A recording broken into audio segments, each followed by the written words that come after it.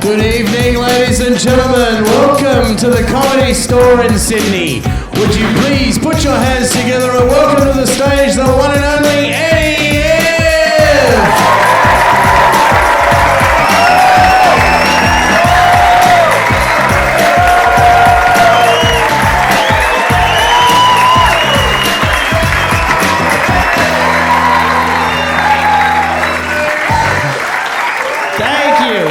Thank you very much. Thank you. Too much. Thank you. Keep it going for me. Come on, let's hear it. Oh my God. I love that. That's the best part about being a comedian, right there. The clapping when you come to work. I come to work and people are like, woohoo! That's why I do it. This is the worst part of being a comedian, when you stare at me like, you better get funny, fucker. That's what makes me nervous and makes me drink a lot. I quit drinking for a while. I don't know if any of you have ever done that. If you ever have, yeah, this is Australia. Yeah, you don't, that's against the law, I forgot.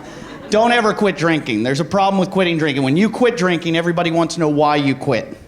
Nobody ever wanted to know why I drank. As soon as you quit, they all assume you have a problem, and I didn't have a problem, I just quit. And I got sick of the questions, so I came up with an answer nobody would ever ask a question again. They're like, hey, why'd you quit drinking? I'm like, oh, I used to get hammered and fuck kids.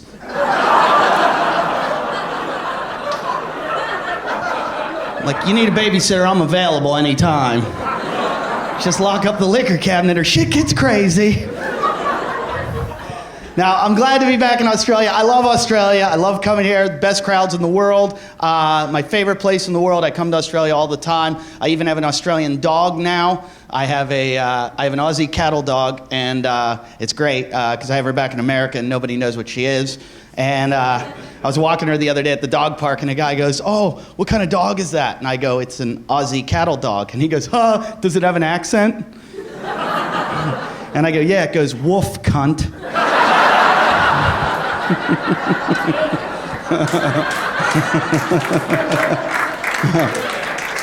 I have another dog too. It's a half French bulldog. Have you ever seen those? The cute little ones with the ears that stick up. And then the other half of it is pit bull. And that wasn't meant to happen. What happened was somebody had a bunch of French bulldogs, and then a pit bull jumped the fence, and a rape ensued. And I've got to be honest, this dog is so cute that I'm kind of pro-rape. Really? You're going to go on that one? We're going to have a long show ahead of us tonight.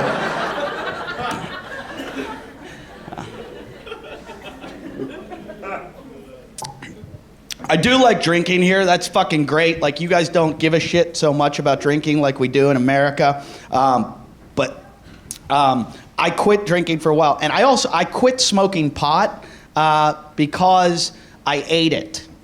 I don't know if you've ever eaten marijuana, but people that say that marijuana is the safest drug in the world have never fucking eaten it. Because when you eat pot, it goes to another level. When you smoke pot, you know how high you get. You're like, oh, I'm a little bit buzzed. I think I can have another hit. Oh, I'm almost there. Oh, perfect. Time to watch Harold and Kumar's shit. But when you eat marijuana, it's a whole fucking different story. Because you eat like a pot cookie, and then you sit there, and an hour later, you're like, I don't feel shit. And you're like, give me another. And the person that gave it to you is like, no, you don't want to do that. You don't want to do that. And you're like, yes, I do. I want to eat it. Come on. I don't feel shit. And they're like, I'm warning you, it's going to kick in. You're like, no, I got a tolerance. I don't feel shit. And then you eat it, and then 4 hours later, you're completely naked on top of a van surfing down the highway, looking up, questioning the origins of the universe, and looking down going, why does my scrotum look like a snail? I got so high. I ate this pot cookie. I was touring in New Zealand with 4 other comedians. We were in a van touring the South Island of New Zealand because my career's on fire. And so they sent me to the most remote part of the world. I go to New Zealand, where you don't want to eat marijuana in New Zealand because everybody looks like a troll anyway. I started thinking I was in Lord of the Rings. I was like, oh, and then I realized I wasn't high. No, I got so high, I went on my, I just started, you know you're high. You know you're high when you look at the person that gave it to you and you go, make it stop. I don't know what you have to do, but fucking make this shit stop right now. Like there's a reverse button, you know? And I was so high, I got on my iPhone and I typed in, I just ate a pot cookie into Yahoo Answers. I typed in, I just ate a pot cookie. How long am I gonna be high? First answer back, probably forever. And that is not something you want to tell somebody that's paranoid, because I'm paranoid already. And I started to think, holy shit, I'm going to be like this for the rest of my life. This is fucking, it's over. This is it. This is my life. I'm this guy. And I was having giggle fits already. Like, and everybody likes to laugh. That's why people get high, because you laugh easy. Not when you laugh for fucking 4 hours straight. Because you see crazy people on the street, nobody ever asks them how they got crazy. Nobody ever goes up to somebody and goes, hey, why are you screaming, I like green beans, I like green beans? You're just like, oh, fucking go around that guy. He'll probably stab you. And at that moment, when I was in this giggle fit, I'm like, fuck, I'm gonna be the guy that just laughs all day. And I couldn't stop, and I was freaking out. And then I started to get paranoid. We're driving down the hill, and I look down at the driver, and I'm like, oh, fuck, what if the brakes give out? We're gonna die. I'm gonna die here in the most remote part of the world. We're gonna be stuck, we're gonna crash, and we're all gonna be stuck here, and we're not gonna have enough food. Well, there's not enough food in the van for all of us. And then I realized, wait a minute, I have a bag of almonds. So I started hiding them in strategic places in the van. I was putting them under the visor, a couple under the mat, in the cushion. I stuck 3 in my butthole. I swear to God, I stuck 3 all the way up the yin-yang, because I was like, they're never gonna go for those. And then I started quizzing everybody on their body fat percentage, because I wanted to know which one of those fuckers I was eating first. I'm telling you, I've seen the movie Alive, you know, hey, it's Darwinism. I gotta eat one of them. And then I realized, what am I gonna do after I eat them all? How am I gonna get out of here? I didn't watch enough Man vs. Wild. I'm not a very good survivalist. I'm not gonna find my way out of New Zealand. How the fuck am I gonna get? I'm in the mountains. I don't know where to go. I don't know how to follow the stars. And I couldn't even watch Man vs. Wild, because that show freaks me out. I watched one episode where he goes, he was in the desert. And he's like, when it's hot in the desert, if you need to cool off, what you do is you take your shirt off and you piss on it, and then you wrap it around your head. This is what he tells us on the show. This is what you have to do. No, Bear Grylls, you didn't have to do that. You could have just told us that. You didn't have to do it, you know? Like that's like, oh, when you fucking chop your leg off, you have to tie a tourniquet around it. You could tell us that. You don't fucking chop your leg off and do it. You didn't have to piss on your shirt and put it around your head. You're just a freak that likes golden showers. So I made it out of the pot wore off, and I got out of there. But I've got to be honest, like I'm a alcoholic, and no, I'm all for the legalization of marijuana. I think marijuana should be legal. In America, in California where I live, it is legal. Yeah, whoa, all right. Are you from California, or are you just into medicinal shit? Oh, you just came back, and did you get your card while you were there? So you just bought it illegally when it was legal.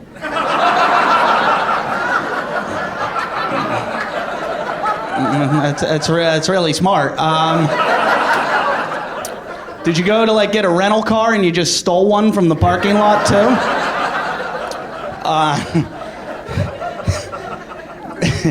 It's the easiest thing in the world. It's medicinally, and when you say medicinal, you just go to the doctor's office and you're like, I stubbed my toe and I hurt my self-esteem. And the doctor's like, smoke this bong right now. Just fucking hit it. It's the easiest thing in the world to get. And I'm all for the legalization. I just don't want to do it. And I think all drugs should be legal for the elderly. Like I'm of the notion that if you're like 90, you made it. I think at age 90, you should legally be allowed to do any drug you want. And I'm not talking the government, like legal drugs. I'm talking like PCP, crack, crystal meth, GHB, cocaine, heroin. When I'm 90, I'm doing heroin. I am. I'm gonna be like, tap a vein, they're everywhere. Go ahead, you can shoot at my forehead, my neck, just fucking plug it right up my cock. I don't give a shit. That hasn't worked in 36 years. Go ahead, fucking, Have you ever seen a 90-year-old? They walk around like, It looks horrible. Getting old sucks. It's fucking terrible. I never want to get old. I watch them. I'm like, oh, kill me now. What year does that happen? That's when I'm stopping. Fuck that. That's when the heroin goes in. When I'm like this. Have you ever been to a nursing home? It looks like a fucking zombie film. They walk around like, just walking into shit like, Martha! Martha! Shit's falling off them. They're drooling. Fuck that. I say we drug those fuckers up.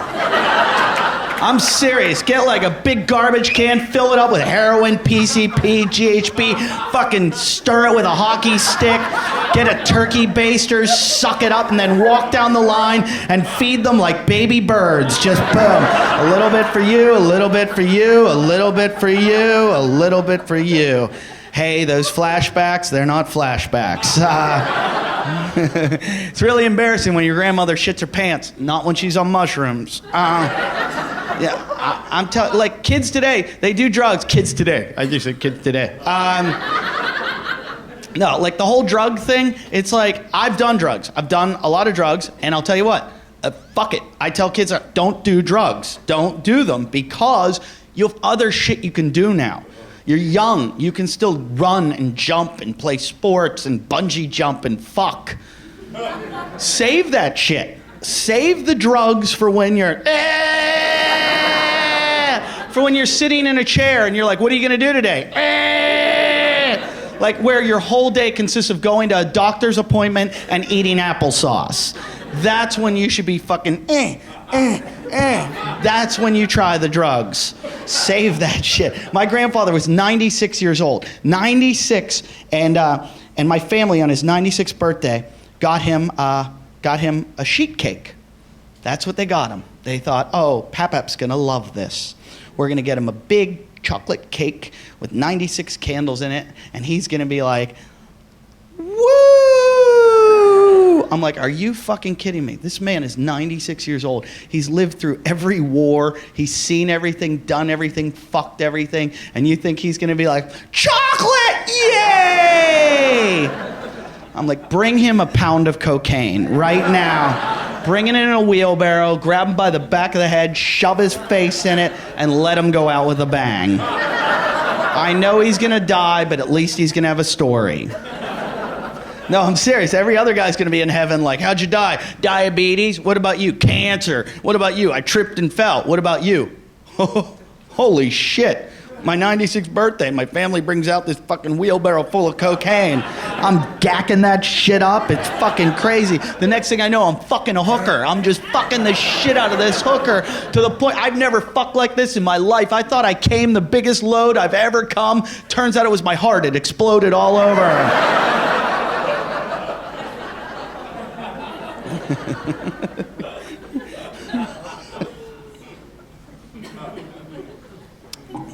The illegal drugs aren't the ones that scare me. The drugs that scare me are the ones like the ones in America that are legal. They scare the shit out of me. Literally scare the shit out of me. I watch the commercials. I don't know if you have commercials for them here, but in America we have commercials for drugs on television where they sell the drugs to you, like antidepressants and cholesterol drugs and these drugs that you're like, well, shouldn't the doctor be prescribing this for me? Isn't this like, why are they pushing it on me? Like, because that's what scares me. Because like cocaine and heroin and marijuana, they never needed commercials. Like the drug cartels aren't getting together and be like, how are we going to get this marijuana off the shelves? It's just not moving as fast as we need it to. Those sell well. Why? Why are these commercials on TV? And I don't get it, because the commercials are terrifying, because they tell you what the drug does, and then most of the commercial tells you all the side effects that you can get from the drug. Like there's a drug called Lunesta, and I'm probably going to get sued for this, but it's a true commercial, and the drug, I swear to God, the first 2 seconds of the commercial, they go, Lunesta, it's a sleep aid, it'll help you sleep. And you're like, okay. And then it goes, side effects may include dizziness, dry mouth, headache, nausea, vomiting. And you're like, not so bad. Then it goes, sleeplessness.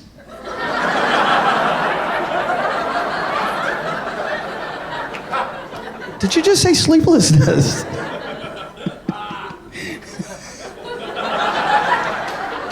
It gets way worse, I swear to God.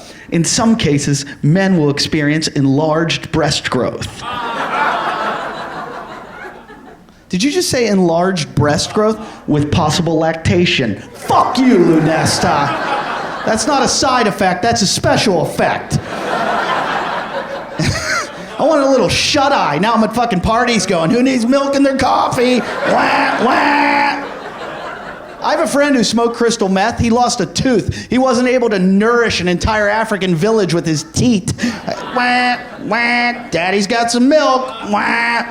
Fuck you. And that's not even the worst. The worst, it goes, in some cases, death. Death is not a side effect. Death is the end fucking result. You can't, that's not a fucking side effect, Lunesta. You can't go, death. Yeah, fuck you.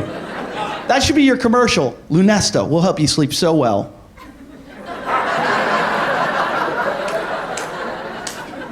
You might sleep forever. I don't trust anything the government, it's just fucked. The American government is horrendous. And I don't just say this here. I make fun of them there too. The American government is just the most corrupt fucking thing in the world. I tell Americans, I go, if you vote, you're actually, if you believe the system works, you're one of those people that goes and watches wrestling, WWE, and thinks it's real. Because it's all fucking fake. It's bullshit. I don't trust the government. I haven't. I thought Obama was going to save the world. And guess what? He fucked us just like every other politician did when he bailed out the banks. And the bank bailout was the most bullshit thing I've ever seen in my entire life. And nobody knew what to do. Everybody was like, what are we going to do? What are we going to do? Holy shit, what are we going to do? And because the Americans are retarded. No, I'm sorry. Look, when I'm in America, I tell them this. It's not like I'm trashing them and I don't do it. I do it there. I tell them there too. I'm like, you're all fucking retarded because we watch way too much Jersey Shore and the Kardashians. And it's just dumbing us all down that we don't know what the fuck went on. Because, see, what happened was the government took our money. The banks lost all our money. And then the government said, oh no, they just lost your money. And we went, what do we do? And they went, give them more. So we gave them more. Does anybody understand this concept? That's like taking your retarded uncle to Las Vegas. Okay? And everybody has one. Just some aren't diagnosed. And so you take your Uncle Joey, you go to Las Vegas, and you're there, and he goes, I want to gamble! And you go, all right, here's $100. And you think he's going to go to the blackjack table, but he runs to the bathroom, takes a shit, wipes his ass with it, and flushes it down the toilet. You giggle because it's kind of funny. But then he goes, give me more! And you give him $100 more. That's what the American government did. They gave the banks more money. And nobody knew what to do except for me. When it was happening, I was like, don't fucking do it. Don't do it. Like the American, we don't know what to do. I'm like, I know what to do. Citibank's about to go out of business. I've got a credit card with those fuckers. I owe them a shitload of money. Let them go!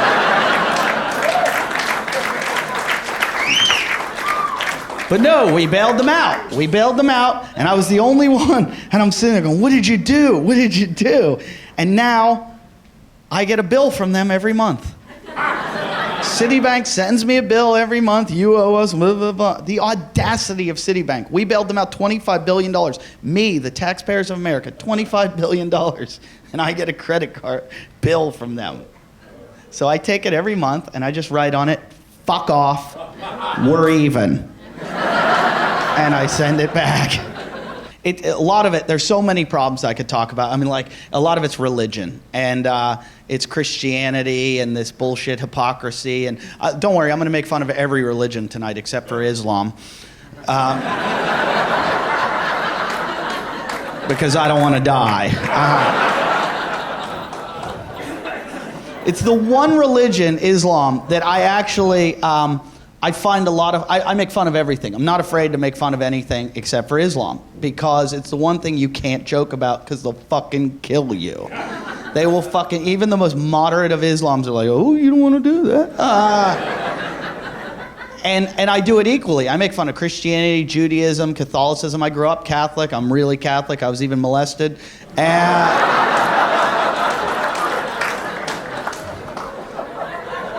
But Islam, no fucking jokes there. It's like, knock, knock, who's there? Kaboom.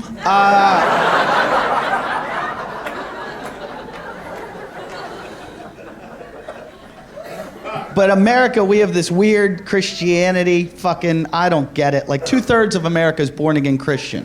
2/3 of America. Coincidentally, 2/3 of America, gun owners. And I've read the Bible cover to cover. I didn't see anywhere where it said, thou shalt not kill unless thou on my property, motherfucker.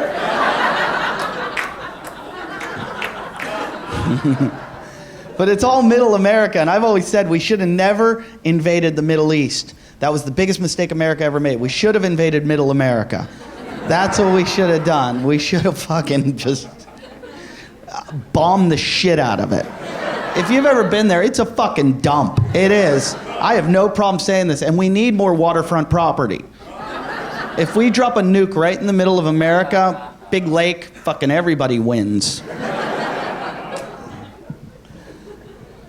No, but then you're going to kill the Amish, and that's the one religion I like. I don't even know if it's a religion, but the Amish, do you have the Amish here?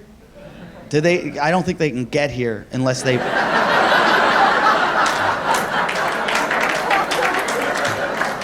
unless they paddle. It's a far way to go without electricity. They don't get here with scurvy. I like Amish women. They're the best. They give the best hand jobs in the world. They do, because they're busy churning butter all day. And they got fucking forearms like Sylvester Stallone when he was in that movie Over the Top, the arm wrestling movie. Oh, yeah, and they love to do it, too. They'll oblige because they don't want to get splinters. And the best part is when you come, they yell, butter.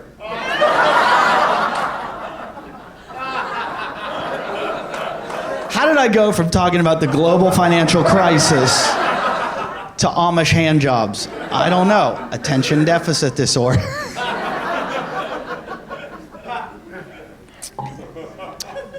I said retard a lot tonight, and a lot of people get upset when I say the word retard, and I don't mean it as Down syndrome, I mean stupid. And a lot of people get upset by that word because they know people that have Down syndrome, or people that might have it, that look like they have it, that don't have it. You know who I'm talking about, that guy that you're like, do you think?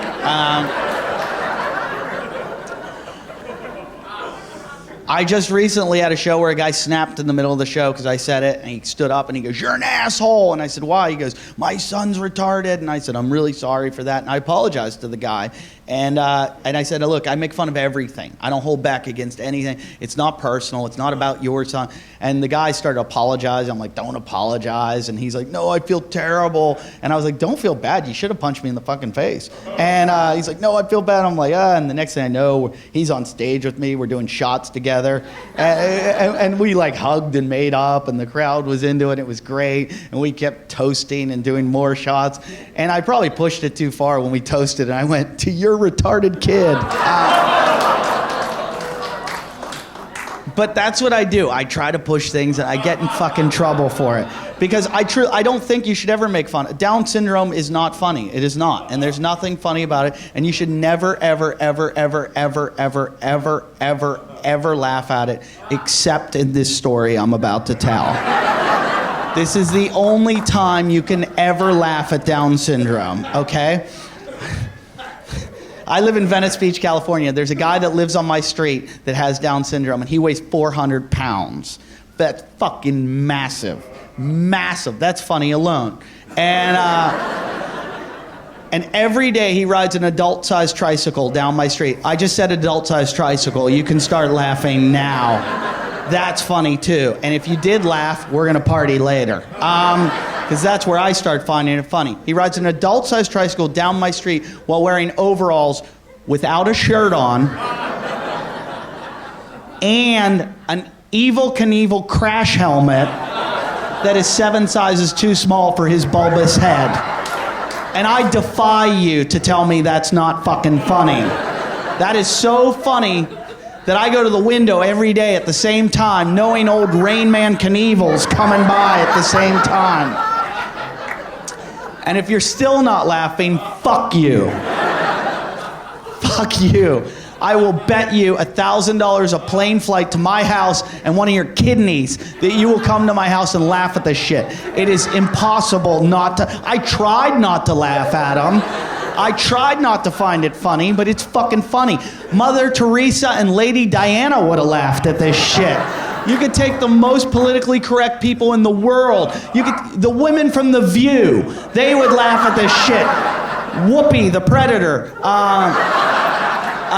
The fat one, the one with mummy skin, and the Jesus freak. Not only would they laugh at this shit, they would high five, titty bump, and scissor fuck their vaginas together. It is that fucking funny. And if you're still not laughing and going, no, that's wrong, fuck you. Fuck you, you're a pessimist. You look at the world as though the glass is half empty. I look at it as though it's half full. Because you're looking at it like, oh, that man has a terrible, horrible, tragic disorder. No, I look at it like, look at all the joy that man brings to the world. Because I watch him ride down the street and not an angry face. People try not to laugh, but they're fucking laughing so hard, they're shaking like Michael J. Fox without his Parkinson's medicine.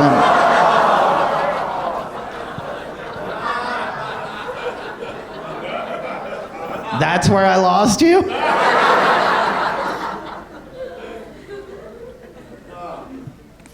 This guy's fucking having a field day. I'll bet you have some felonies.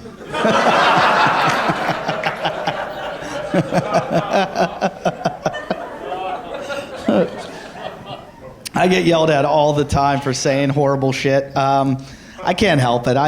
Wrong things come out of my mouth all the time. I was having sex with a girl for this joke, and immediately afterwards she cried like they all do if you choke them well enough. And, yeah, I had a girl cry after sex. That's not good. Yeah, she goes, I have something to tell you. That's never good. That's never followed by something like, I have the best score on Angry Birds ever. She goes, I have something to tell you. I'm like, well, you better fucking tell me. She goes, I have cancer. And I was like, whoo, well, that's not contagious. Holy shit, you scared me. Oh my God, that's a you problem, not a we problem. Don't ever do that shit again. You almost gave me a heart attack, you selfish bitch. Think about somebody other than yourself for once.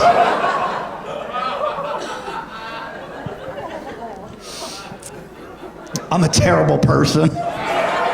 You know what's weird though? I'm such a, I say all this fucked up stuff, but at the same time, I always try to negate it by doing good shit. I think okay, I have bad karma, I'll try to get some good karma. So I do a lot of charity work. I do any charity work anyone asks me to do, and they always end up going wrong.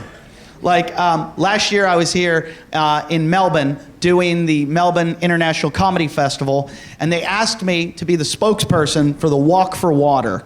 And that was, they were raising awareness for women in Africa that have to walk 7K every day to get clean water for their families. And I was like, yeah, I'll fucking do it. Yeah, no problem. They asked me one night at a party, I was drunk. I'm like, yeah, I'll do it. 7K, no problem. I don't even know the metric system other than grams. And I I had no idea how far that was. I'm like, yeah, I'll do it. I didn't realize it was the next morning. And so they call me the next morning, and I'm so hungover and fucking drunk and lying in bed, and they kept just ringing and ringing and ringing, and I finally picked up, and I'm like, what? And they're like, where are you? You're supposed to be here. And I was like, oh, fuck. And I'm like, no, I can't do it. I don't think I can do it. I was so hungover and so dehydrated, and I can't do it. But then when I got up and went from my bed to the kitchen to get a bottle of water, I realized how those women must feel.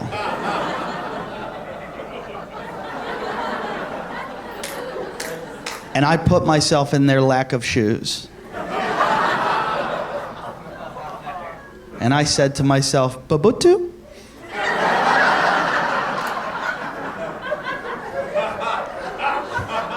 You can do this.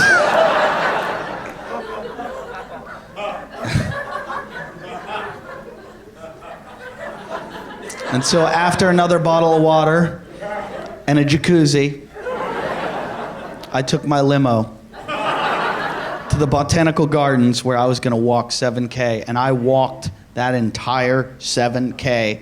Well, I didn't walk the whole thing. What happened was we were supposed to walk 7K around, and there was a group of us doing it, and about halfway through, I lost everybody. And I don't know where they went, but I didn't know the path, and I didn't know where they were, and I freaked out. I'm like, fuck it. I know where the finish line is.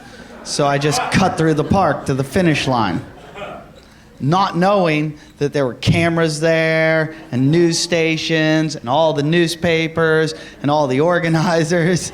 And I'm not lying to you, I came out of the bushes. And they all see me.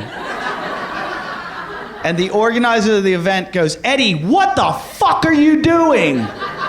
And I just stood up and went, those women don't have to walk 7K anymore. I found a shortcut.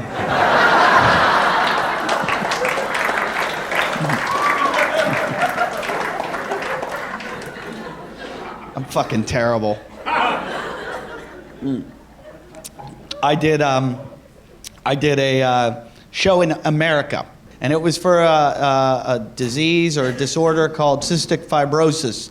I don't know much about cystic fibrosis, but I know it's bad. So I agreed to do it. And I flew there across the country, 5 hours, on my own dime, to go do a volunteer show for a benefit to raise money for cystic fibrosis. By the time I got there, the fucking rednecks that threw this party were a little too drunk. And by the time I had gotten on stage, they're yelling, show us your tits. And they're fucking yelling at me and screaming at me, and I'm going, calm down, and I'll do the show. And none of them will let me talk. I'm like, hey, I want to do the show. Shut the fuck up. And they're like, be funny. I'm like, I'm trying to, but you won't shut the fuck up. And some woman just kept yelling at me and screaming at me, and finally I went, shut the fuck up, you cunt. Her husband stands up and goes, that's my wife. And I go, so you know.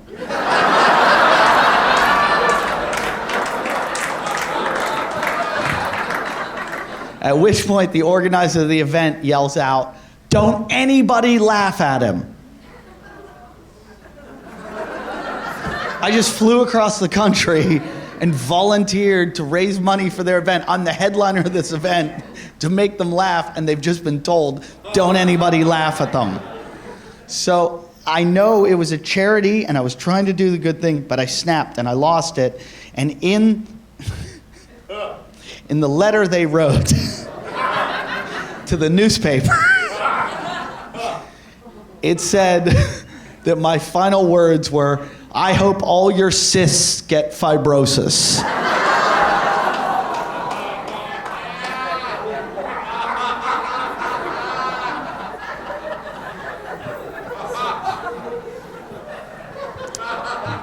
I say terrible things. I don't mean to say them. It just slips out. I live in Venice Beach, and the other night I had to call 911 because 2 homeless women were fighting. One woman punched a woman in the face, threw her down a flight of steps, then she was kicking her in the stomach, and I called 911 because they woke me up. And the dispatcher goes, "What's your emergency?" And I go, "I'm not sure if this is an emergency." She goes, "What happened?" I go, "Well, one woman punched a woman in the face, she threw her down a flight of steps, now she's kicking her in the stomach." And she goes, "And why isn't this an emergency?" And I go, "'Cause they're homeless."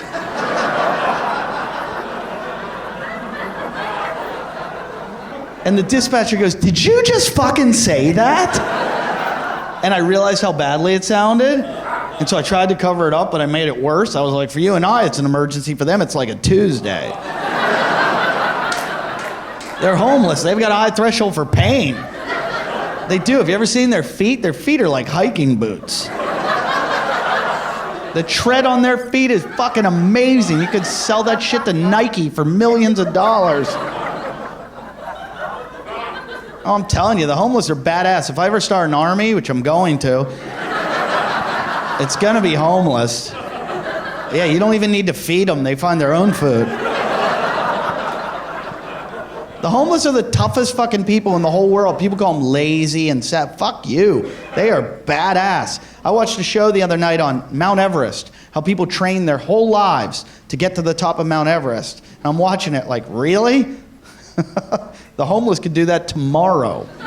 They wouldn't need coats or oxygen or Sherpas. You just go, "Hey, there's some cans and bottles up there." And they... You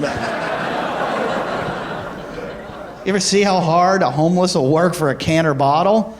If you haven't, you need to come to my house, because they're all in my fucking alley all night. I got one, I call her Chiliner, because she looks like a Chilean miner. She wears a flood lamp on her head for when she goes dumpster diving all night long to get the good ones. And she takes a stick with a hook on it, so she looks like I know what you did last summer. My girlfriend uses Purell on her hands. And I said, "Why do you use that Purell stuff?" And she goes, "Oh, because I don't want to get germs." And I go, "What do you mean?" "Well, if I get germs, then I'm going to get sick, and then I'm going to miss a day of work." I'm like, "Really? You're going to miss a day of work because you got some germs?" You need germs. Germs are what give you an immunity to things. You need to have germs in your life. She's like, no, that's not right. I'm like, really? Go look at Chiliner out there. I don't think Chiliner's bathing in fucking Purell. And guess what? Chiliner hasn't missed a day of work in 5 fucking years. I know, because she keeps me up all fucking night. Chiliner has the immune system of a fucking cockroach. There's going to be a nuclear holocaust. Everyone's going to be dead, and Chiliner's going to be on their bidets going, "Yeah, it was all going to work out. I knew it." But people get mad at me for making fun of the homeless, and I try to be sympathetic to the homeless, and I am, to the ones that really are down on their luck, but the ones that take a dump in my yard, fuck you. We have such a home, and this Occupy thing that's going on right now, I'm all for it. I'm all for Occupy. Just fucking, yeah, occupy everything. Tell the corporate fucks to go fuck themselves, the 1%ers, whatever, yeah. But if you were homeless, and now you're calling yourself Occupy, no. You were already occupying. You can't you can't put a fucking name to being homeless. Like, you can't be like, "Now I got a cause." No, it wasn't working before. And I don't. Do you have Occupy here? Is it going on? Okay, yeah, it's massive in America right now, and it's the 99%ers hate the 1%ers. And to be a 1%er, you have to make about $980,000 a year. And I've got to be honest, I really want to be a 2%er. I want to make about $960,000 a year, just so I can be rich and tell those rich fuckers to really fuck off. Really, you make 900? I hope you die.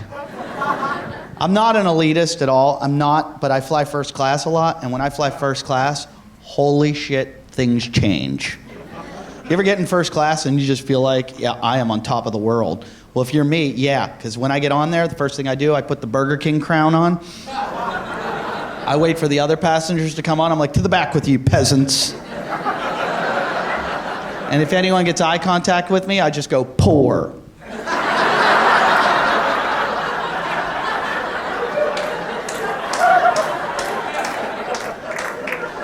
Now, let me tell you something. When I don't get upgraded, things change. When I'm waiting there at the airport for an upgrade and I don't get an upgrade and I don't get on, I am fucking angry. And if you feel that way, like I do, when you get on a plane, I don't know why they make you have to walk past those people, but you have to. And they sit there all snooty reading their fucking business journals and their like exotic fucking yacht magazines. And they're like, and they kind of like look down on you as you go back to the third world. Let me tell you what you do. Do what I do. And this is my new thing. I do it every time I get on a plane. If I'm not in first class and I'm sent to the back with the peasants, I walk through first class just like this.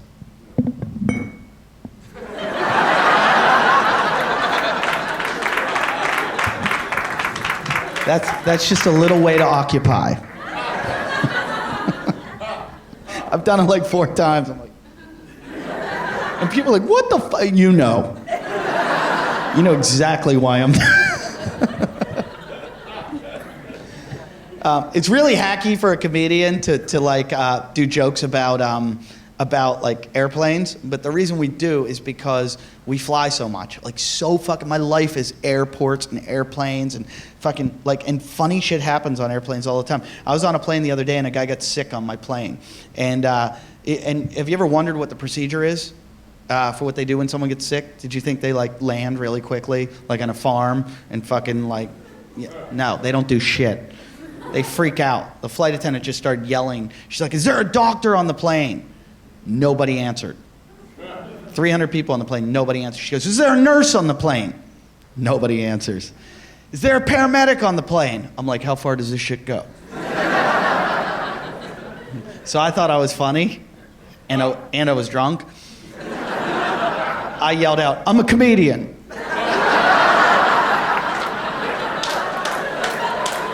Because I figured I'm on the list. I don't know how far down, but I figured I'd cut to the chase. Like where are they going after paramedics? Seriously. Like, has anybody seen Scrubs? How about Grey's Anatomy? How about... Anybody ever put on a Band-Aid? Anybody ever finger a butthole? You have.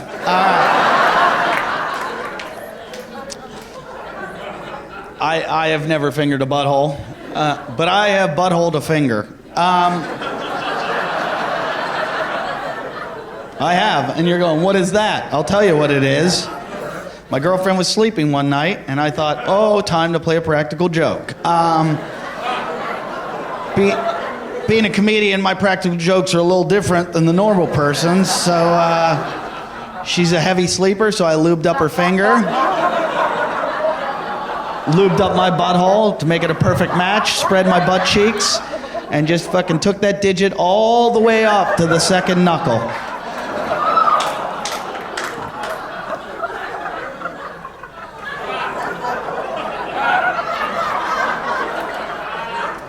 After I came,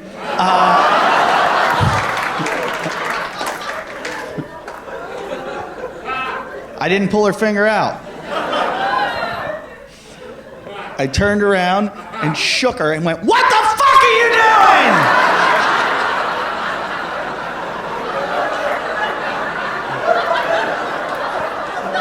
And she woke up and went, oh my God! Oh my God! I went, seriously, there's something wrong with you. There's something wrong with, what the fuck are you doing? You just, oh my God, some people sleepwalk or talk in their sleep. You fucking jam your finger in assholes. Not only do you lube it up, there's lube all over your finger. And now I own her.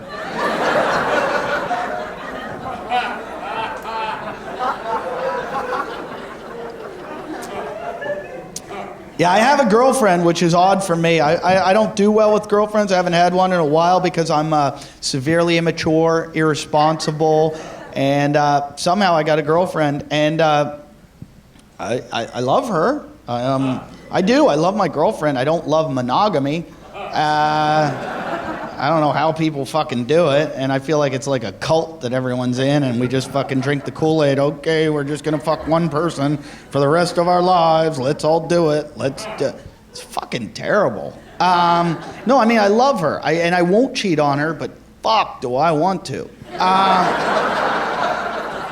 Because I'm a man, and anybody who's gonna go fuck yourself, seriously, because that's what we're predisposed to do. Our DNA is set up for us to spread our seed. We are the hunters, women are the nesters. That's how we were made. And if anyone argues that, go fuck yourself, seriously.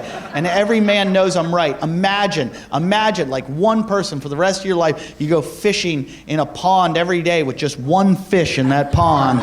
And every day you go, oh, look, oh, I got one. Oh, look who it is. All right. See you tomorrow. Oh, got you again. Oh. You'd quit fishing. And it's one thing, like I like to just go monogamous from being like single and having fun all the time to all of a sudden you're in a monogamous relation. It's not like quitting other shit. It's not like quitting cigarettes. You don't get to wean off a vagina. It's not like, oh, I'm down to 3 vaginas a week now. You have to go cold turkey. You're like, oh, 1 vagina for the rest of my life. Fucking that's it. And there's no patch for it. You can't be like, oh, I got a craving for strange pussy. Oh, thank God I got the clitoret patch.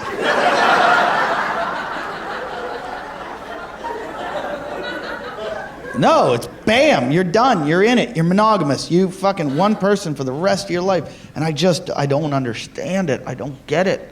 It's not in our nature to do, it's not in our species, it's fucking, and people always go, people that argue for monogamy always use the penguins as an example. The penguins are monogamous, I saw the movie. Yeah, it was a fucking Christian propaganda film.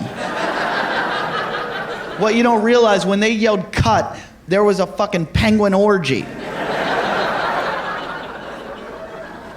And the only reason penguins don't fuck everything is because they all look alike.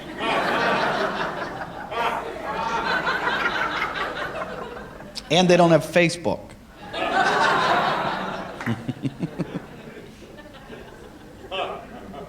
No, it doesn't make sense. But I asked a friend of mine who's in a relationship. He's married. He's been faithfully married for years, supposedly. And I said, how do you do it? How do you do it? Because this is new to me. How do you stay monogamous? And he goes, it's very simple. It's like Baskin and Robbins. I go, what do you mean? He goes, well, when you're young, you go into Baskin and Robbins, right? And there's 31 flavors. You want to try them all. And I go, yeah. He goes, didn't you? You wanted to try every flavor there? I go, yeah. He goes, because you haven't tried them, so you try them. He goes, that's what it is. When you're young, you go out there and you go after it all. And he goes, but eventually you find one you really like, right? And I go, yeah. He goes, what's your favorite flavor? I go, mint chocolate chip. He goes, you like it? I go, I fucking love mint chocolate chip. That is like the best. He goes, yeah, that's what happens. He goes, you're out and you're banging every chick you could find, and then all of a sudden, you find your mint chocolate chip, and you just want your mint chocolate chip because it's perfect every single time, and you know what it is, and it's there for you, and you love it, and you know what it does, and it's there in the store every time. And I was like, that totally makes sense. Thank you, that makes total sense. And then he went, yeah, however,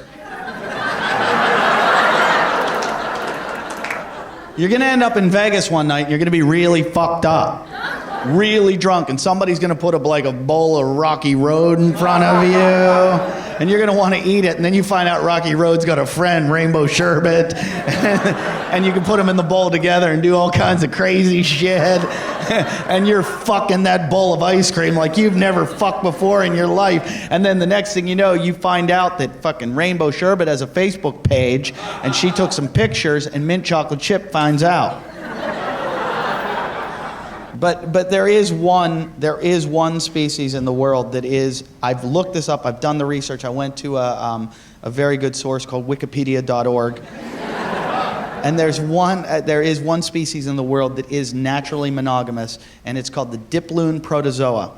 And what it is, I swear to God, I'm not making this shit up. I'm not smart enough to. And the diploon protozoa, what it is, it's a tapeworm that lives in the stomach of a fish. And when it has sex, it unites and becomes one. And it still retains its testes and ovaries, so it's actually two, but it's connected for the rest of its life. And when I was reading about it on this webpage, underneath there were some comments, and a woman wrote, "Isn't it beautiful? Even in its unification, it still retains its own identity." And underneath that, some guy wrote, "If that was me, I'd kill myself to kill my wife."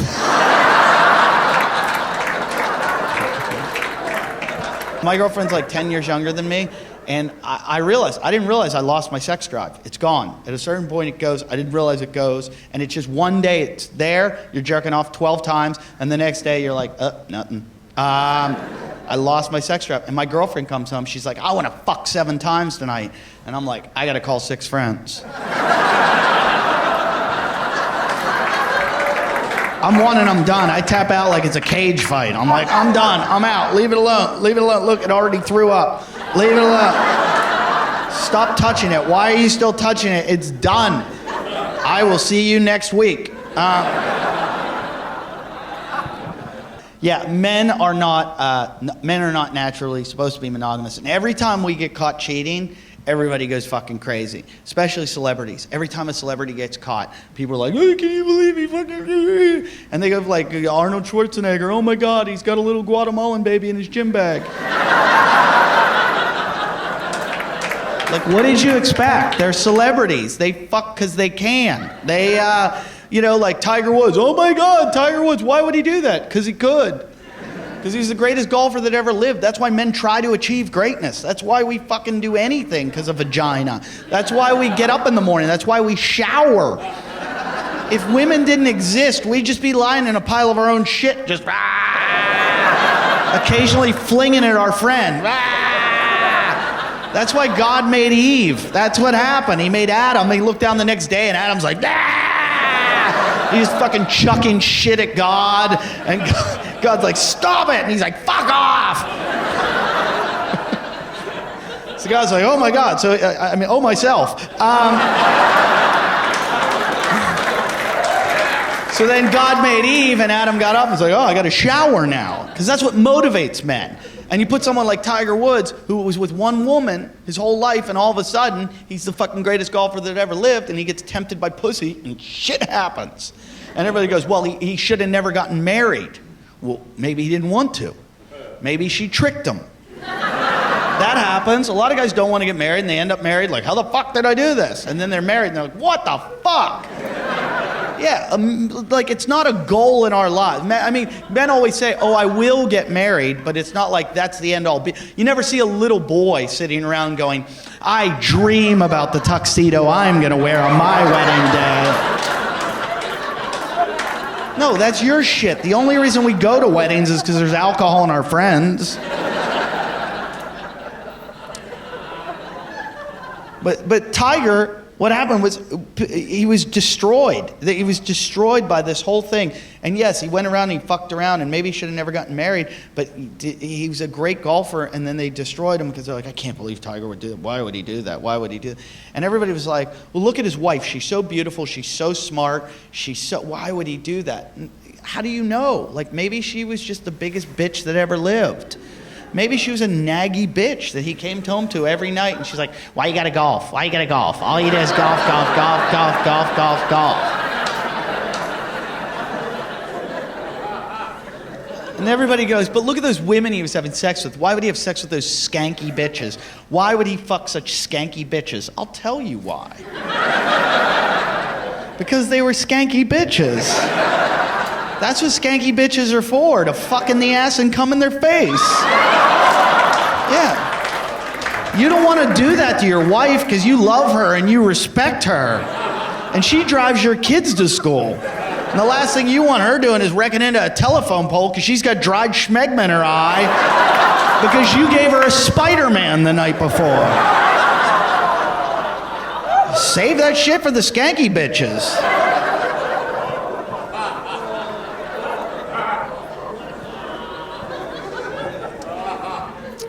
But I'm going to get married. I'm going to get married because it's a part of life. It's something that you do in our society, Western culture. We do it. I'm going to get married. I'm going to have kids because I'm bored.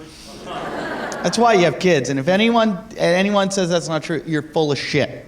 Because you've done so much in life that you're just sick of doing everything. It's Groundhog Day. Every day you're like, I've done it, I've done this, I've done that. And you get up and you're like, I want to have someone else. I want them to do it. I want to share with them. That's why you have kids. I mean, like there's shit I can't do now. You're right? I can't do a lot of stuff, but when I have kids, I can do it. I can't go to a water park now. Can't do it. I can't run around a water park in a Speedo going, woo! Or people will be like, arrest that pedophile right now. But if I take kids, I'm a good dad.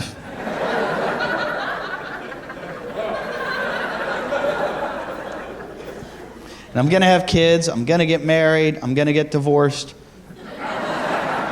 Because that's part of it, you got to get divorced. No. It's fucked up. I'm not going to get divorced. Divorce is it baffles me. Marriage baffles me. Like, 'cause in America we have gay marriage, and or we don't have it. Do you have gay marriage here? Is it acceptable? It's not even. That's the most fucked up thing in the whole world. Gay marriage, to me, it baffles me that people won't accept gay marriage.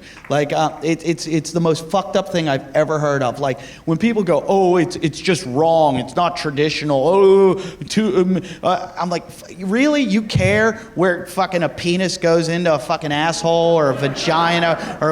What the fuck? Have you ever gone on YouPorn? There's a lot crazier shit straight people do. They shove a lot weirder shit up their asses. Like, I'm all for equality. Let the fucking gays get married. You're an asshole if you're against gay marriage. You really are. You're a fucking asshole. But my problem with gay marriage, my real problem with gay marriage is with the gays. Because you don't have to get married. The fuck are you fighting for? The fuck is wrong with you? You win. That's like white people during the days of slavery in America going, I want to pick cotton. You won. You have the best life ever. The gay relationship, you break up, you fucking go and fuck other people. No strings attached. I would go gay if it wasn't for all that ass fucking. I would. I can't even take a finger. I've tried. I have. It was a doctor, but well, I'm not sure if he's a doctor. He's my dad's friend, but he's like a PhD or something. But like in a gay relationship, it's awesome. What do? You just sit around, watch footy all day, football. Whoa, yeah, this is fucking awesome. Yeah, you want to fuck? Okay, let's do it. I asked a friend of mine who's gay, I go, you guys are so sexually promiscuous. Why? Why are you so sexually promiscuous? And he goes, because we've got a lot of time and energy from not fighting all the time over stupid shit.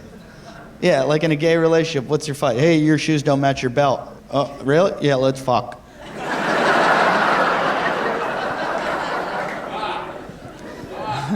And the best part about, like, a gay fight, like, you can't call the cops. The cops show up. What happened? He hit me. Well, hit him back, faggot.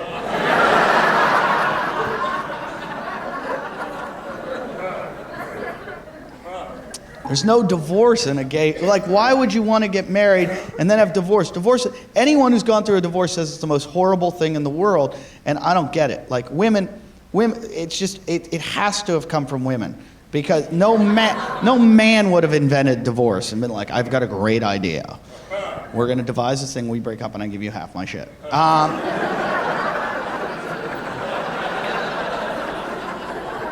It's fucked up. And it's fucked up. It's like, because if you read it, marriage was invented like a while ago. And it was invented a long time ago, and it was invented like in the Middle Ages or whatever. And if you read about it, it started in prostitution. Men used to go to the father and buy, they'd go on a farm and be like, hey, sir, I want to buy your daughter. And he'd be like, all right, what do you got? And he'd be like, a bag of rocks, $4, a goat and a cow. And the father would be like, all right, take the one with the limp. And it was like prostitution. We would buy you. Like, women, you have it good. And that shows how smart women are. Women have evolved and men have devolved. Seriously, like, you got the right to vote. I don't know how the fuck that happened. And then you got equal rights and equal pay. And then you figured out divorce where you get half our shit. When really what should happen in divorce is we sell you back to your dad.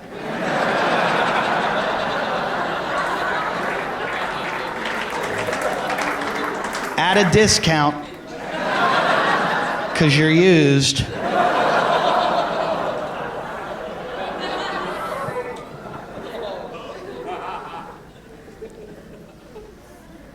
But a lot of marriage is based in religion, and it's a lot of people abide by it and do marriage because they're like, oh, you know, right, and a lot of people don't even believe in religion, but then they do marriage, and it's like this all goes back to like fucking Moses. Moses fucked it up for all of us. Yeah, like Moses went up into the fucking mountains and got those 10 commandments that basically should just be called the cock blockers. All they do, all those 10 commandments do are ruin the fun. That's all they shoot. Like, they are just not fun.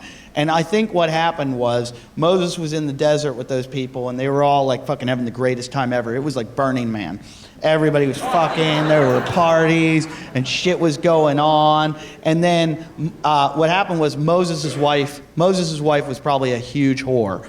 And she was banging everyone. She was fucking everything, like doing crazy shit and just like and like Moses would be watching from behind a rock and she's like, and Moses like, stop it, and she's like, and Moses is like, this has to stop, and they're like, shut up, Moses. And so Moses is like, that's it, I'm going up to talk to God. And everyone's like, whatever. Because, like, if you're with your buddy and you're camping and he goes, oh, I'm going to go talk to God, you'd be like, all right, you should just lay off the mushrooms. But so Moses goes up to talk to God, and he talks to God, and he gets these 10 commandments that everyone bases their whole life on them. These 10 commandments, and he comes down with them like, oh, God said, look, stop fucking, no more adultery, and no coveting thy neighbor's wife. And I don't even know what covet means, but it fucking sounds good. And Moses is like, it's got to stop, look, no more. And there were no Mythbusters back in the biblical days. Like, where were those two faggy redheads when we needed them? Like, seriously, they could have ended all that shit right away. They'd be like, Moses, we found a chisel and hammer back here behind this bush and some lighter fluid. You're up to fucking, we know, Moses. But no, Moses comes down, he's like, look, no more. And I'm like, wait a minute. One guy goes up into the mountain, talks to God, and comes down with these rocks. And that's how people base their whole lives, on rocks. These are 2 fucking rocks. If it was God, all-knowing, all-powerful God, wouldn't he have given him something better than a couple rocks? Like, wouldn't Moses have come down and been like, hey, look, it's a new MacBook Pro. And it syncs with my iPad and my iPhone. And everybody like, he fucking met God. I mean, Stephen Jobs.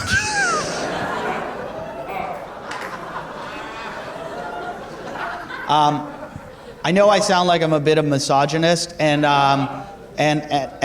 I sound misogynistic, and I don't want you to think I'm not. No, I love women. I think you're all fucking evil. I do. I really think inherently women are evil. And you know you are, and you're all getting quiet, and you're ready to pounce right now. I just saw the hair on your back just fucking went up. You're like, let's fucking get them. Because the truth is, you're going to kill us eventually. As you evolve, see, we should have fucking kept you in the cave. As you evolve, you've got a plan. You know there's a fucking plan. I'm convinced women have a plan, because I've been to a sex shop. I went there once looking for directions. And in the sex shop, they had every kind of dildo and vibrator in every shape, size, speed, color, fucking rotating heads, ball bearings. Nothing for men. It's all for women. Yeah, it's all, I mean, there is one thing for man. It's a fucking rubber vibrating vagina. And any guy that buys that is the fucking weirdest guy that's ever lived. Yeah, imagine being out with your buddies and you're at a bar and you're like, hey, what are you doing tonight? Oh, I'm just gonna have one more beer, I'm gonna go home and fuck that rubber pussy. You'd be like, we're not friends anymore. Yet it's completely normal for women to use dildos and vibrators. You know, they even have parties. They're like, come on over, you know, try this one. Guys, you're laughing. Stop. They're making better cocks. They're making better fucking penises. We will never be able to compete with that. Never in the evolutionary process are men gonna have fucking vibrating rabbit ears coming out of our pelvic bone. Do you understand? They're making better versions of us. The only thing they need of ours right now is our sperm. Right, and they're trying to collect that too, so don't let them freeze it. Once they get enough of it, I don't know what the number is, but they have a number. It's like a metric ton or something, and they're gonna keep it in like an oil tanker off the coast of Iceland. Once they get enough of it, I swear to God, they're gonna kill us. And it's not gonna be hard because we're so dumb. We're so dumb, they're just gonna lead us off a cliff like a herd of retarded cattle. They're just gonna put one girl at the bottom of the cliff showing her tits, and we're all gonna be like,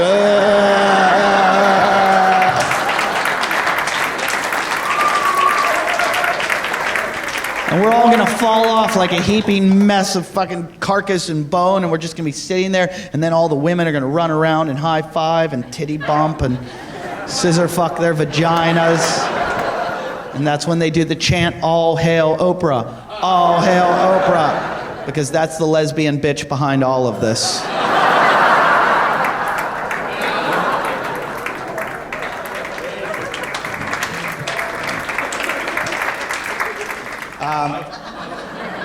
I say a lot of things I shouldn't say, and usually I'm not on stage when the news breaks, so I do it on Twitter, and that's when people get really mad. Like when Michael Jackson died, I found out immediately on Twitter, and so I twittered, children all over the world will sleep safely tonight.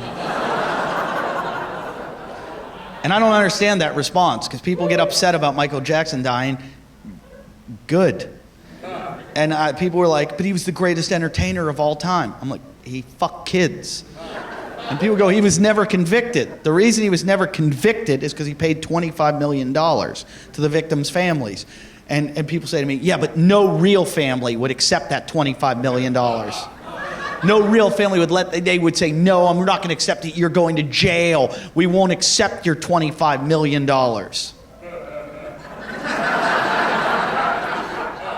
Really? 25 million? $25 million? Because let me tell you something, for $25 million, I would have let Michael fuck my entire family. Every single one of them. Brothers, cousins, sisters, nieces, nephews, mom, dad. I would have driven them to Never Never Land Ranch on a bus. I would have been outside honking, going, come on, Michael, get down here, bring the monkey, come on, get out of the tree, get down here. Everybody off, single file line, get the fuck off. Come on, Granny, get the fuck off, come on. Come on, get up, move your walker, get the fuck off. It's not gonna hurt that bad, he's white now, come on.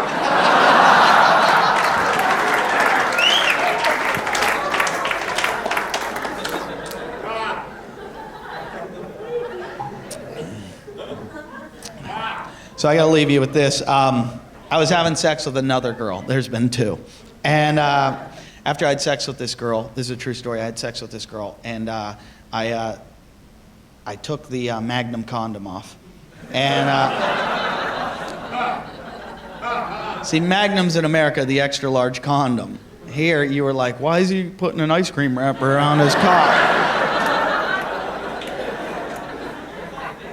I took the Magnum condom off. I do use them, and not well. It's all for presentation, and then I tie them in a knot, and I get about halfway up, and I take the condom off, I throw it in the trash, and I go back to bed. And 2 minutes later, I hear my dog go,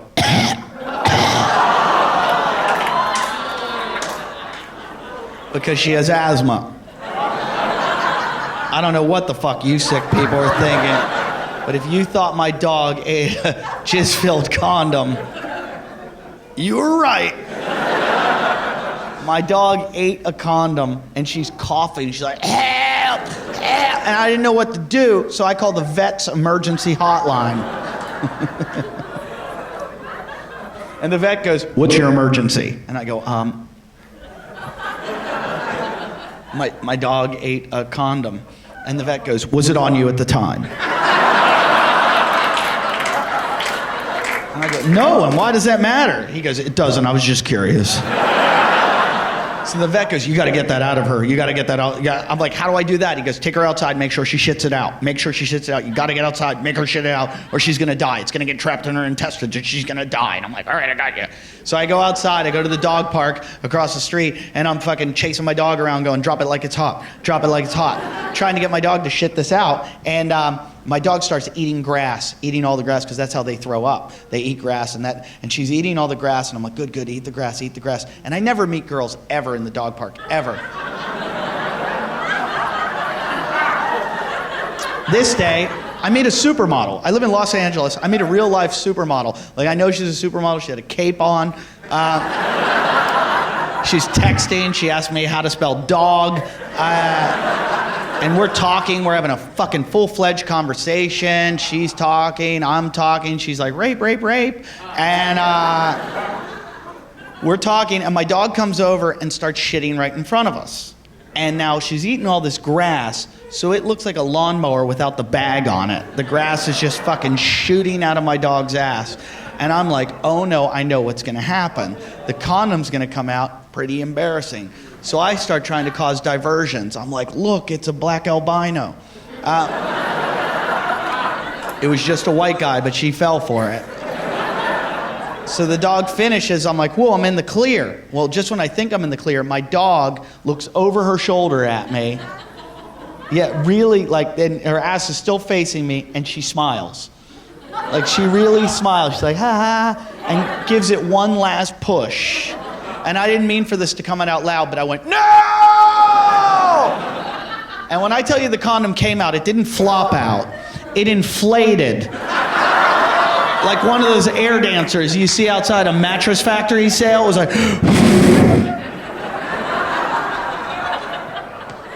And it kept coming in and out like it was New Year's Eve. And she's got like the noisemaker in her ass. And I was like, wah, wah, wah, wah. So the dog starts freaking out and doing 360s, trying to shake it out. And now the whole park is looking at this spectacle, and they're looking at me like, what are you gonna do? What are you gonna do? I got two choices. Do I grab it and fucking, I'm the creepiest guy that's ever lived? Or do I just fuck off and leave the dog for the shelter? And I love my dog, so I went for it. I'm like, I gotta do it. I did it like if you drop your cell phone in a toilet. What do? You close your eyes, you grab it, and you scream. That's what I did. I just went, ah! And for some reason, I lifted it above my head. And I'm standing there like the Statue of Liberty, holding this shit-stained, jizz-filled condom above my head. And in this awkward moment, I said the worst thing you could say. I looked at her, the supermodel, and I went, oh, I don't use condoms. And that's why I love you, Australia. Thanks a lot, everybody. Thank you very much. Thanks for coming out. I appreciate it. Thank you. Thank you. Thank you. Thank you. Thank you. Thank you.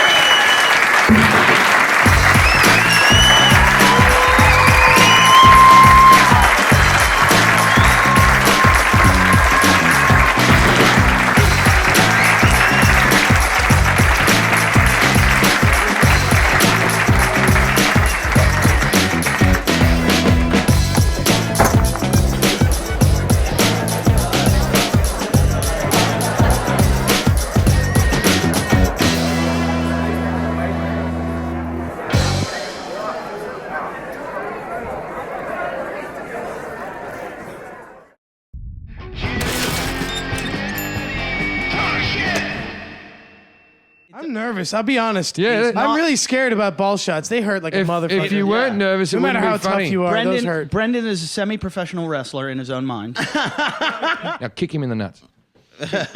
Wait, no, let him show you how to do it before you just volunteer it. I get a guy up and I basically go, you can kick me in the nuts as hard as you want. And I just lean forward, put my bum up a bit, and basically your nuts tuck up into your Oh, that's sack. not gonna work for me. Why? Right, he's got low-hanging nuts. Look, there's a gap between your ball sack. Yeah. See how tight that is? Yeah, see, that's the trick. No, it's not. No, it's hitting my balls. Jim just kicked him in the nuts 5 times to test it. Oh, he doesn't hate me. He just despises me. I'm just gonna read what it says. The title of the YouTube clip that they're gonna be watching while they're eating. Oh my god. Crash compilation, Oh, fuck. in parentheses, broken bones, and go! And now we switch to my hump. There's some dancing.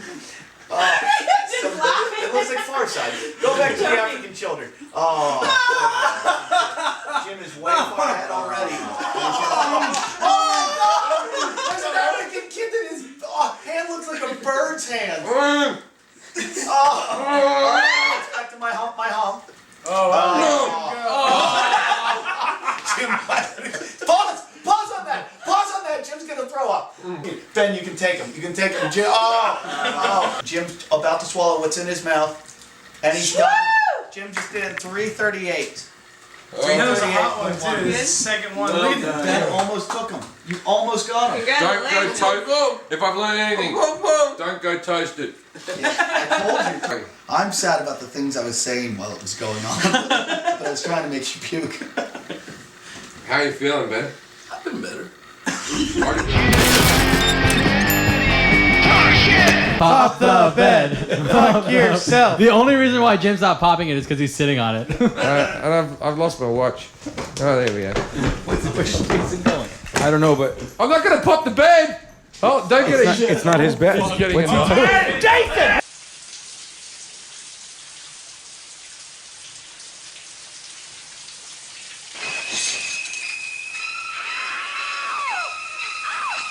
Jesus! Oh shit! Jesus Christ! Jesus! Holy fuck! He's flailing. Stop! Oh my God! Okay, now that bed's gonna cost you $50 to replace. I don't know what that proved. Jason. What? Why? Because I had enough. So you had enough, so you destroyed your own Okay, bed. great. Do you remember? Sometimes I'm just motivated to do things. Can I have a glass of water? No, don't give him glass. Yeah, don't give him. You can spit it in his mouth like a bird. Hi everyone, this is comedian Eddie Ifft, and if you're looking for a nice, family-friendly, politically correct DVD, well then you've turned to the wrong place, because you're a pussy. Hey, this is Eddie Ifft. If you've got a neck tattoo or a pierced eye or a bloody anus, I'm probably the show you want to see. Don't come to my show unless you've got a grandmother that has killed somebody. Have you ever watched somebody in a wheelchair get pushed down a flight of steps? Did you laugh? Then I'm the show for you. Hey, looking for something to do with the kids tonight, or maybe take grandma or grandpa out to? Well, go play putt-putt golf, you faggot, because I'm here at the Mars Bar in San Francisco. Hooman, my friend from the Alice radio station, entered me without my knowledge into a Jello wrestling competition where I'm going to wrestle 2 women. 2 women. I could take 1, 2 I'm not sure. Actually, I couldn't even take 1, but I'm really scared, and I'm not kidding, because I have panic attacks, and I've got control issues, and I don't like to be strangled, and I don't want to wrestle, period. I can't believe I'm doing this. Oh, I think there's the commentator. Hey, do you guys know if there's like a liquor store or anything around here? Wait, what is she? Who am I wrestling? Me and another girl. I'm convict. You're convict? I'm convict. I'm gonna wrestle you. Yes. You're wrestling? I'm not afraid of you. I tried to friend you on Facebook so that we could be friends before I take you down. We can't be friends. Penis tugging. Penis tugging. Only Penis tugging is okay. All right. Good to know. She's drinking. What do you want to say to Eddie? Eddie, I don't think you're ready for this. We're gonna do this. Final thoughts. I've been training for this my whole life. At this point, you know, it's just pure adrenaline. Can't train anymore. There's nothing else I can do. I just got to get in the ring and just focus on the goal at hand, which is to finger both these girls.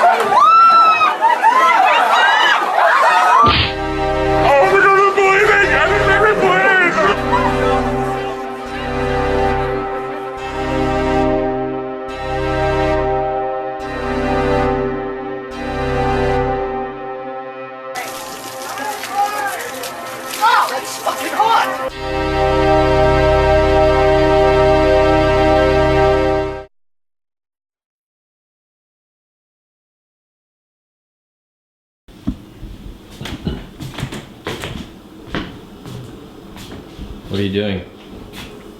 Reading hate mail. Yeah.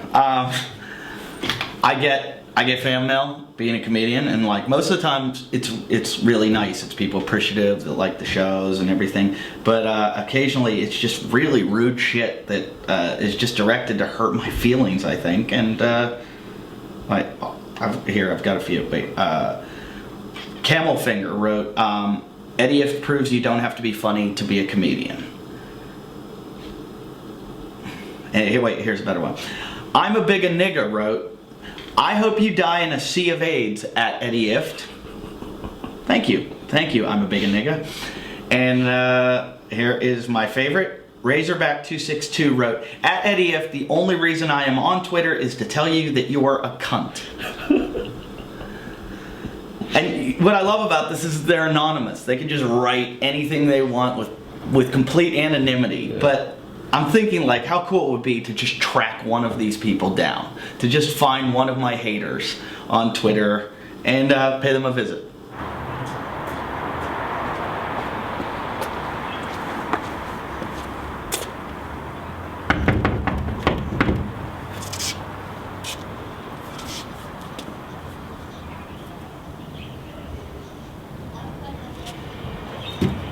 Hey, are you Razorback262? Yeah?